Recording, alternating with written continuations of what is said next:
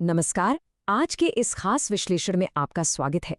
आज हम बात करने वाले हैं एक पूरे प्रोफेशनल टूल किट की, यानी अपनी पहली नौकरी के इंटरव्यू से लेकर एक शानदार प्रोजेक्ट मैनेजर या लीडर बनने तक का सफर आप कैसे तय कर सकते हैं।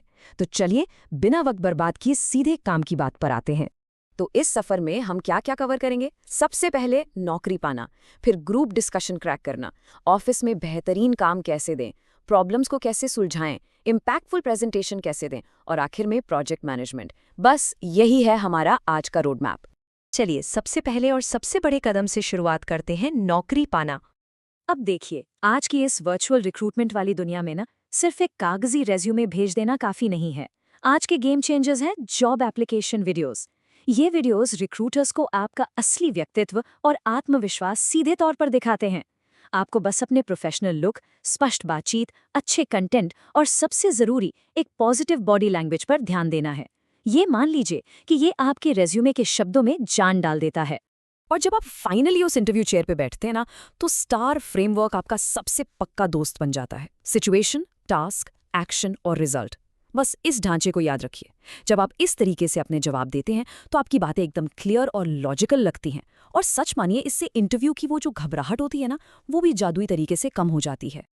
अब बात करते हैं इंटरव्यू के दिन की।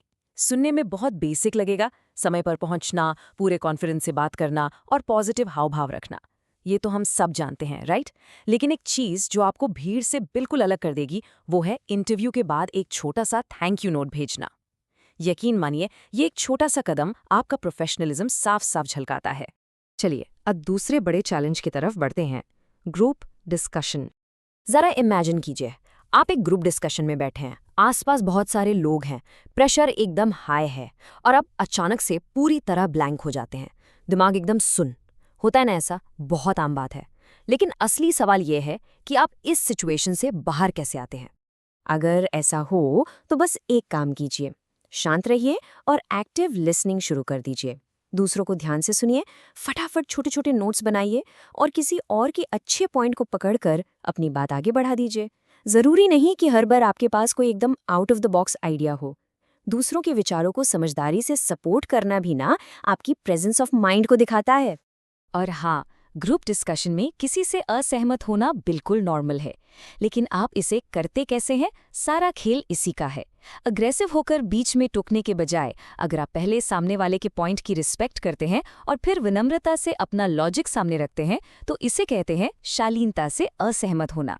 और बॉस, यही एक बेहतरीन लीडर की निशानी होती है। जॉब मिल गई, जीडी क्रैक हो गया। अब आते हैं असली काम पर।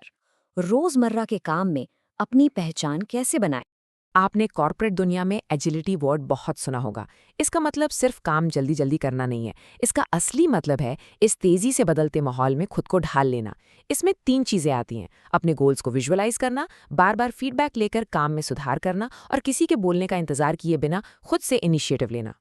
और जब आप इस चुस्ती के साथ काम करते हैं ना, तो क्वालिटी अपने आप निखर कर आती है। क्वालिटी का मतलब सिर्फ ये नहीं कि आपके काम में कोई गलती नहीं है। ये एक पूरा प्रोसेस है। अच्छे से तैयारी करना, रिसर्च करना, सही डिसीजन लेना, काम को एकदम सटीकता से एग्जीक्यूट करना और सबसे ज़रूरी, उसे टाइम पर डिलीवर करना। अब आती हैं ऑफिस की क्राइसिस या प्रॉब्लम सॉल्विंग पर। किसी भी समस्या को जड़ से खत्म करने का एक सिंपल 5 स्टेप प्रोसेस है, लेकिन इसमें सबसे क्रिटिकल है स्टेप नंबर 1, प्रॉब्लम को सही से पहचानना। सोचिए, अगर आपने बीमारी ही गलत पकड़ ली तो इलाज कैसे सही होगा? आप अपना सारा टाइम बर्बाद कर देंगे। एक बार प्रॉब्लम समझ आ गई, उसके बाद ही उसे एनालाइज करना, ऑप्शंस खोजना, बेस्ट को चुनना और उसे लागू करना आता है। प्रॉब्लम सॉल्व करते समय ना हमें 2 तरह के माइंडसेट्स चाहिए होते हैं। क्रिएटिव थिंकिंग, जो दिमाग के सारे दरवाजे खोल देती है और नए नए आइडियाज लाती है, और दूसरी है क्रिटिकल थिंकिंग, जिसका काम है लॉजिक लगाना और उन ढेर सारे ऑप्शंस में से सबसे सटीक और बेस्ट वाले को चुनना। दोनों का अपना अपना रोल है। चलिए, अब बात करते हैं कम्युनिकेशन के एक बहुत ही जरूरी हिस्से की, प्रेजेंटेशन। अपनी बात को सीधा लोगों के दिल तक कैसे पहुंचाएं? मेटाफर्स यानी रूपकों का इस्तेमाल करके। जैसे शेक्सपियर ने कहा था ना, पूरी दुनिया एक रंगमंच है। जब आप अपनी प्रेजेंटेशन में ऐसे विजुअल और दमदार शब्दों का इस्तेमाल करते हैं, तो बड़े बड़े और मुश्किल कॉर्पोरेट आइडियाज भी एकदम आसान और याद रखने लायक बन जाते हैं। लेकिन प्रेजेंटेशन में पसीना तब आता है जब मुश्किल सवाल पूछे जाते हैं या कोई क्लाइंट फ्रस्ट्रेटेड होता है। ऐसे में क्या करें? सवालों के लिए पहले से तैयार रहें।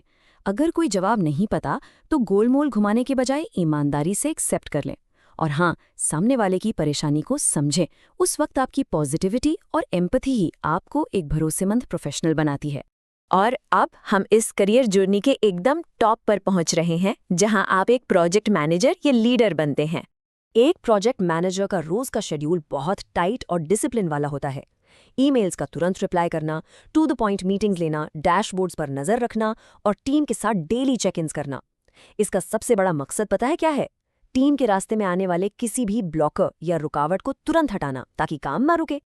डेली के काम तो है ही, लेकिन वीकली इवैल्यूएशन भी उतना ही ज़रूरी है। पूरे हफ्ते का स्टेटस चेक करना, स्टेक होल्डर्स को अपडेट देना और हाँ, उस फ्राइडे रैप अप का मज़ा लेना।